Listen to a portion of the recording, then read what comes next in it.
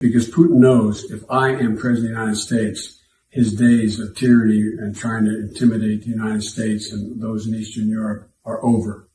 I'm going to stand up to him. He's a bully, just like the president. And I know he doesn't want me to be president, but to tell you what, when I'm president, things are going to change. A few moments later. This is CNN Breaking News. And let's get right to the breaking news on Vladimir Putin ordering so-called peacekeeping forces into separatist-held parts of Ukraine. Our chief international correspondent, Clarissa Ward, is in the Ukrainian capital of Kyiv for us. Clarissa, Russian troops could be arriving in Ukraine very, very soon.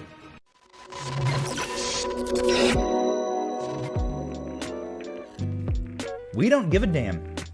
And I mean this. I don't give a damn about Ukraine's borders. I really don't. Clip it. Put it up on the internet. I don't give a damn.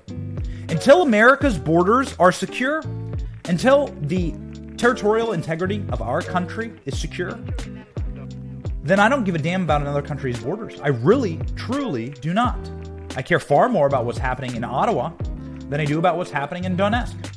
And that is, I think, reflected in millions and millions of Americans when we look at what is happening on our southern border.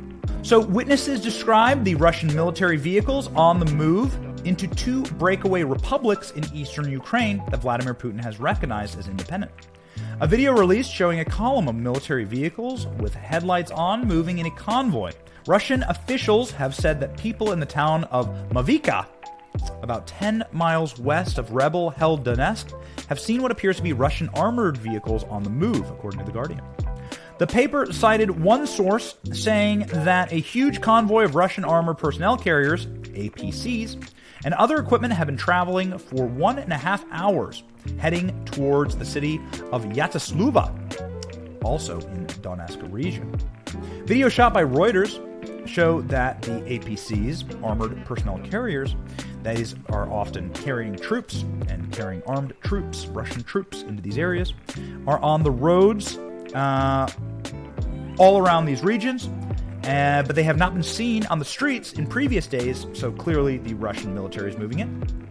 This is what Jack Persobic tells us. These two breakaway regions voted in 2014 to leave Ukraine. They have their own flags. They have their own languages. They have a majority of citizenry that is Russian. And that these regions do not want to be part of the Ukrainian sphere of influence. And so is it an invasion, or is it what he did with Crimea? Well, it depends on what you want to say an invasion is.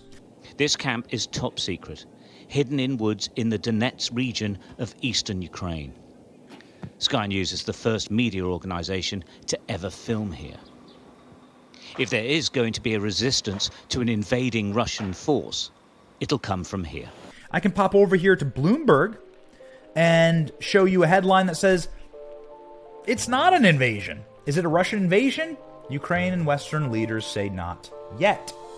Many Western leaders are shying away from saying Vladimir Putin's move to recognize two self-proclaimed separatist regions of Ukraine amount to an invasion, but they are warning that that is likely to come, even as the Russian president orders his forces to start deploying into breakaway areas. And so what do we have? Well, we have a Crimea situation. It is quite interesting that Crimea happened when Barack Obama was president. Now in Barack Obama's third term, because Joe Biden is asleep. And we are seeing now an invasion once more. It worked for Vladimir Putin the first time, to gobble up territory, and now it's going to work once more. It's a very contentious issue. Vladimir Putin wants this part of Ukraine. He wants to gobble up territory. He is obsessed with it. I don't think that sanctions are going to really dissuade him from doing anything right now. Vladimir Putin doesn't give a damn what NATO thinks. He doesn't care what Davos thinks. This is a big middle finger to the Clintons. Vladimir Putin went on national television and said, hey, Ukraine is a construct of this neoliberal Clinton-esque worldview. It's a pawn of Western countries. It's something that is being abused, essentially, by Western countries. Kamala Harris is not being taken seriously, and Joe Biden not being taken seriously.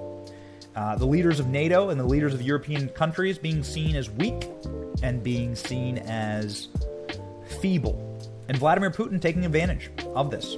What seems to be on paper an invasion, so to speak, Russian forces moving into what wasn't Russian territory, what they are now sort of taking as Russian territory. World leaders aren't calling it that, but this is absolutely a result of weakness. Weakness on the world stage. Weakness in our time. Weakness from the Biden administration. And there are consequences. When you watch what happened in Afghanistan, the rulers of the world who want dominion over satellite states and over spheres of influence, China included in that, said, holy Moses. They said, holy cannoli. Boy, howdy, is this the time to move? If we want Taiwan, we better get it now. Because Donald Trump, we can't do this stuff if he runs again in 2024.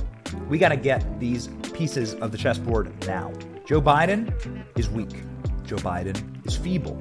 He's 79 years old. He cannot speak. He cannot move. He cannot talk. Let's cut on over to Fox News, show you what our friends over at Fox have to say about the latest on Russia. Go. Dana, I'm here in this western Ukrainian city where U.S. diplomats have fled over fears of a Russian invasion. Vladimir Putin has sent ground troops into eastern Ukraine. He's calling them, as you said, peacekeeping forces. The U.S. response came late last night during an emergency session of the UN Security Council. He has since announced that he will place Russian troops in these regions. He calls them peacekeepers. This is nonsense. We know what they really are. While Russia was kicked out of the G8, it still has a seat on the UN Security Council with veto power and actually hosted last night's meeting as the rotating president of the Security Council, Dana. In an address to his nation last night, Putin essentially read from a 5,000-word essay he penned last summer about Ukraine and posted on the Kremlin's website in English for all the world to see, a blueprint for where we are today.